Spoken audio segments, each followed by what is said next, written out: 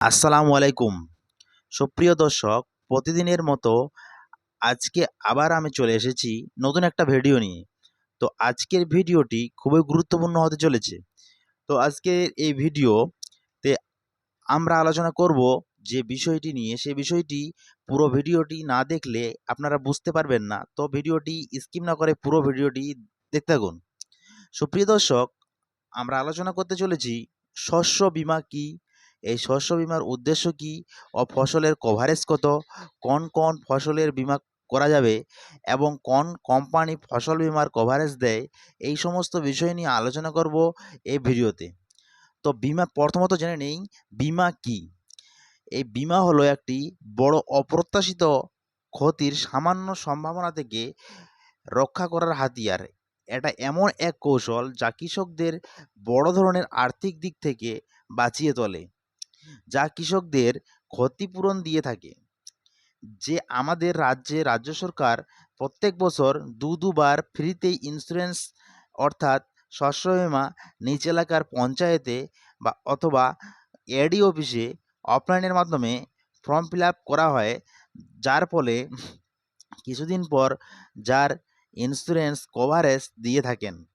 অতএব আমাদের বুঝতে হবে যে দুটি ফসল দুটি হলো খরিফ শস্য, যেটা আমাদের বর্ষার সময় লাগানো হয়, আর সেই সময় শুরুতেই এই খরিফ শস্যর ইন্স্যুরেন্স অর্থাৎ শস্য বীমা করা হয়ে থাকে।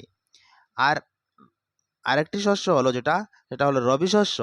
রবি শস্য বলতে শীতকালীন ফসলকে বোঝানো হয়েছে।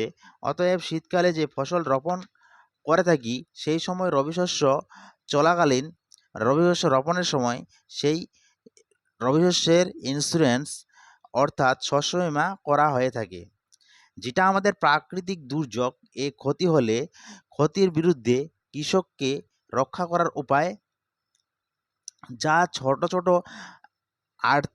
ছোট ছোট কৃষক অর্থাৎ আর্থিক দিক থেকে দুর্বল কৃষকদের কথা মাথায় রেখে রাজ্য সরকার এই শস্য বীমা শুরু করেন। এই ফসল বীমা কয়েকটি কোম্পানি প্রদান করেন। সেই কোম্পানিগুলি হলো কৃষি বীমা এক company, Reliance generation insurance cooperative এবং বাজাজ অ্যালায়েন্স, এইরকম বেশ কয়েকটি সংস্থা। কিছুক্ষণ আগে আমি বললাম যে প্রাকৃতিক দুর্যোগ। প্রাকৃতিক দুর্যোগ হলো কি প্রাকৃতিক দুর্যোগ হলে আমরা এই শস্য বীমা পেয়ে থাকবো, অর্থাৎ শস্য বীমা অ্যাপ্লাই করতে পারবো। প্রথমত বলে রাখি, প্রাকৃতিক দুর্যোগ আমরা যেমনই হোক না কেন, প্রথমত আমাদের শস্য বীমা অ্যাপ্লাই করে রাখতে হবে। তারপরে বুঝতে হবে যে কোন প্রাকৃতিক দুর্যোগ হবে। প্রাকৃতিক দুর্যোগগুলি হলো সেগুলি হলো প্রথমত বন্যা বা খরা, অপ্রাকৃতিক আগুন, ঝড় বৃষ্টি, কীটপতঙ্গ, রোগ ইত্যাদি।